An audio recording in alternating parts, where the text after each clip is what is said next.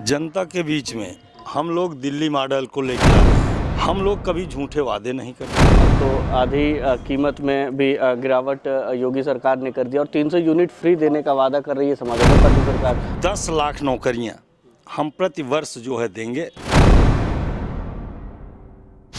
अभिनंदन स्वीकार कीजिए मेरा, मैं हूं राज सैनी और आप देखना शुरू कर चुके हैं राजतन टीवी। और आप हमारे साथ मौजूद हैं आम आदमी पार्टी से सदर के प्रत्याशी डॉक्टर विनोद कुमार सिंह वत्स जी। आपका स्वागत है। आप भी चुनावी मैदान में हैं, तो किस तरीके से आप ने विकास का प्लान तैयार किया है? जनता मौका देती है तो आप कैसे विकास के कार्य करेंगे या क्या करेंगे? जनता के बीच में हम लोग दिल्ली मॉडल को लेकर आ रहे हैं। दिल्ली मॉडल हमारा सड़क, स्वास्थ्य, शिक्षा, पानी और बिजली, ये मेन मुद्दा रहता है। और महिलाओं का सशक्तिकरण और शिक्षा और स्वास्थ्य, ये हम लोगों के बहुत प्रबल मुद्दे हैं और जिस पर हमने काम किया है, जो धरातल पर दिख रहा है, उसी को लेकर के हम जनता के बीच में आए हैं और जनता को अपने बारे में बता रहे हैं और उसी को जनता के बीच में फैलाना चाहते हैं और उसी पर काम करना चाहते हैं। हम लोग कभी झूठे वादे नहीं करते।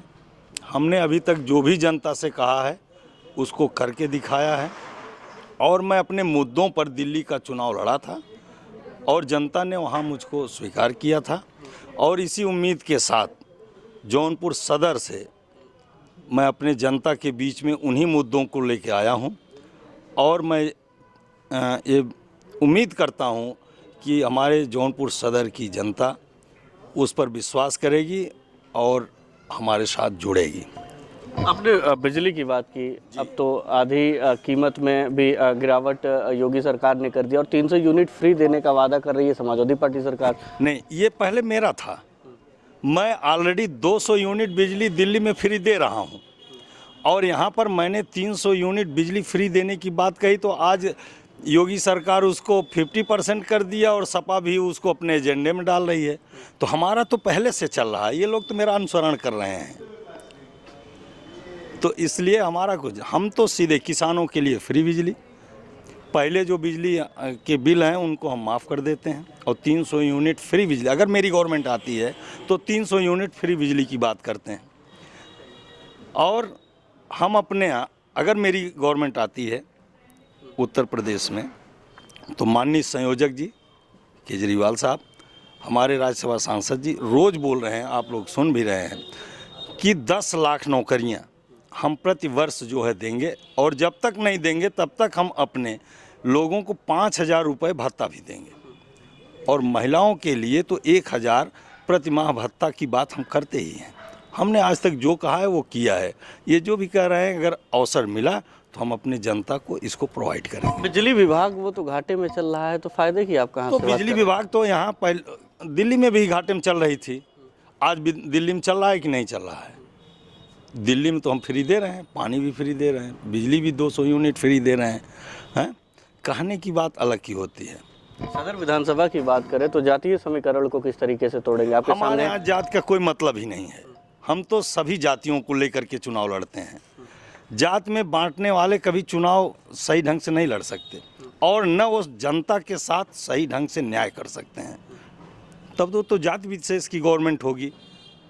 हम तो सभी लोगों को लेकर चलते हैं। हमारे साथ तो सभी जात के लोग हैं और सभी लोगों के साथ चल रहे हैं और सभी के लिए काम करते हैं।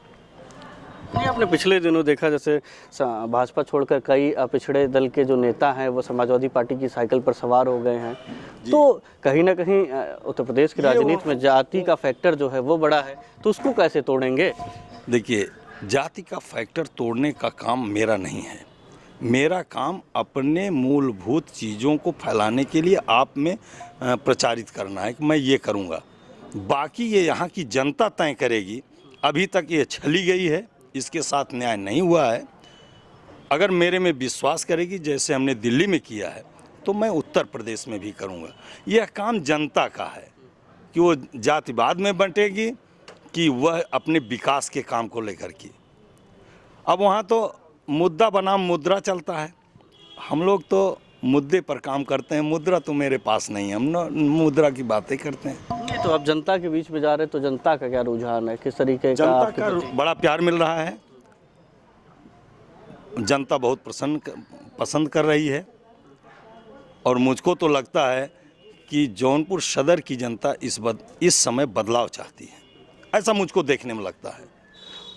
और अगर ऐसा लगता है तो ये परिणाम में भी परिवर्तित होना चाहिए।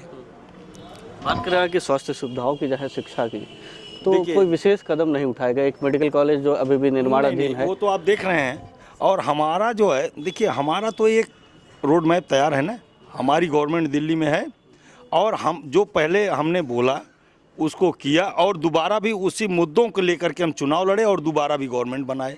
तो हम तो अपनी कथनी और करनी में विश्वास करते हैं और यही लेकर के आपके बीच में आए हैं। और सदर विधानसभा की जनता वो हमारे पर विश्वास करेगी और हमको झाड़ू पर वोट करेगी। झाड़ू सबकी सफाई कर देगा सभी विपक्षियों की। तो करना चाहिए भाई। अगर मुद्दों की बात होगी, कार्य की बात होगी और हमने जैसा कार्य किया है, हमारे में से कोई नहीं निकला। हमारी एक ऐसी पार्टी है, कोई हमारी पार्टी छोड़ के कहीं नहीं गया। वो अपनी पार्टी में जूझ रहे हैं, अपने संगठन के बल पर, अपने लोगों के दम पर, अपने नीतियों के दम पर हम जनता के बीच में आए और जनता जो भी निर्णय लेगी उसका हम स्वागत करेंगे। और प्रश्न की, अभी तो सीएम का चेहरा भी साफ नहीं हुआ है, कौन आएगा? ये तो पार्टी ऊपर वाले जो बैठे लोग हैं, संयोजक जी हैं, अध्यक्ष हैं, महामंत्री हैं, सांसद जी हैं, ये उनका काम है। हम सिपाहियों का काम केवल अपने मुद्दों को जन जन तक फैलाना है, वो काम कर रहे हैं। आखिरी प्रश्न आपसे ये है कि जनता चुनती है तो पहले कौन सा ऐसा कदम उठाएंगे जिससे कि जनता का स्वास्थ्य और शिक्षा ये पूरे समाज की सबसे मूलभूत आवश्यकता होती है। अगर ये दोनों सुधर गए तो समाज में कुरीतियां रहेंगी ही नहीं और बाकी सारी चीज़ें अपने आप इसके माध्यम से सुधर जाएंगी। इसी को हम प्राथमिकता देंगे। बहुत बहुत धन्यवाद हमसे जुड़ने के लिए। ये हैं डॉक्टर विनोद कुमार सिंह वत्स जी, जिन्होंने बताया कि मुद्दा जो है स्वास्थ्य और शिक्षा का है, जिसको बेहतरी के लिए कार्य किया जाएगा। स्वास्थ्य और शिक्षा के क्षेत्र में एक नई क्रांति के तहत कार्य करके एक उज्जवल जो युवाओं का भविष्य है उसे किया जाएगा। तब तक के लिए देखते रहिए राजतन टीवी। बहुत बहुत धन्यवाद, आभार।